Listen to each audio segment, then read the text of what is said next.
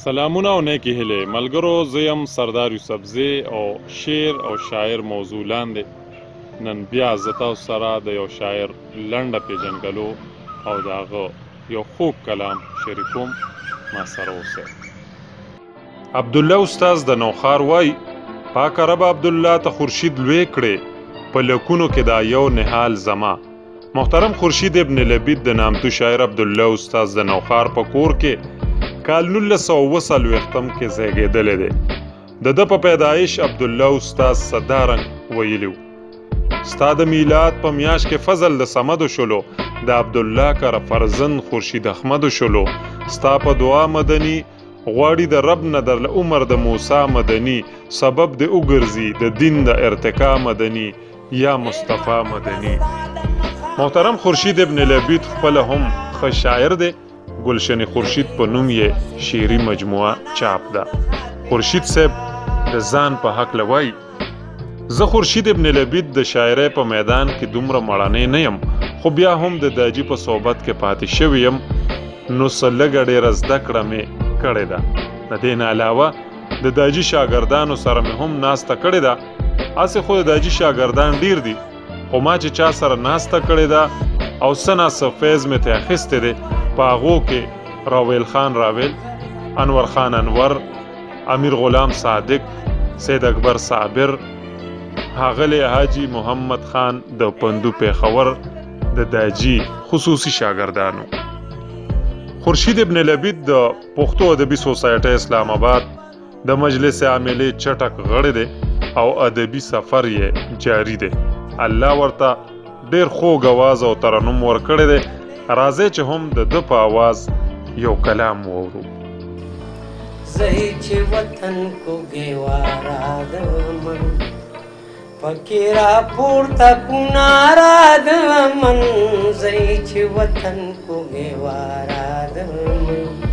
راځئ چې مینا یو تر بلا وکړو، خیبر بولا نه تر کابلا وکړو، چې سره یو نفرت سلا وکړو، قرباني هر رنګ پخپلا وکړو، ځان چاپېر خدای را د من،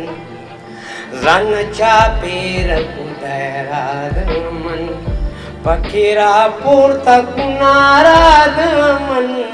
زهی چې وطن کو ګیوارا د من. اور د بارودو لګېدلی چې دی دا خوږ وطن پرې سوځېدلی چې دی، کور د پښتون نه نړېدلی چې دی، دا لرو بر پرې دردېدلی چې دی، راځئ چې یو شو دې غلیم ته واړه، هاتي د ظلم تکړو ماته داړه، هله به وکړو ننداره د من، هله به وکړو ننداره د من، پکې را پورته کناره د من، زهی چې وطن کو ګیوارا د من، زهی چې وطن کو ګیوارا د من. زما وطن زما جانان وطن،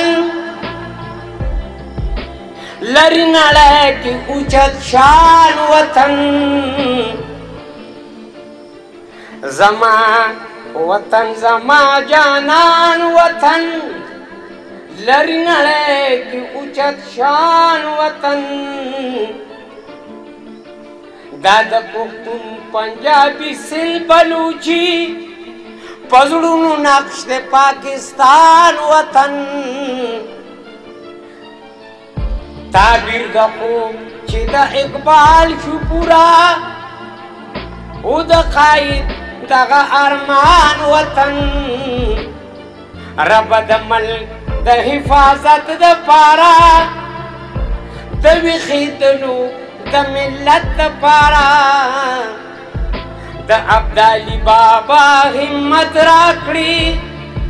دستر خوشحال ننګو غیرت راکړي، کړي مو اوچتا ستارا د من کړي مو اوچتا ستارا د من پکې را پورته ګنارا د من زئی چې وطن کو ګوارا د من زئی چې وطن کو ګوارا د من ابن لبید وای چې خاطی وی دغه زمون وطن آباد وی ابن لبید وای چې خاطی وی دغه زمون وطن آباد وی دغه زمون د ارمانونو وطن وړه نړۍ کې زنده باد وي چې خوشبو یې پکې د امن راوي وږمې په موږ د هغې باد وي چې بلبلان مې نغمه زنوي پکې هر یو بلبل پکې آزاد وي هره دره شګل دره د من هره دره شګل پکې را پورته ګنا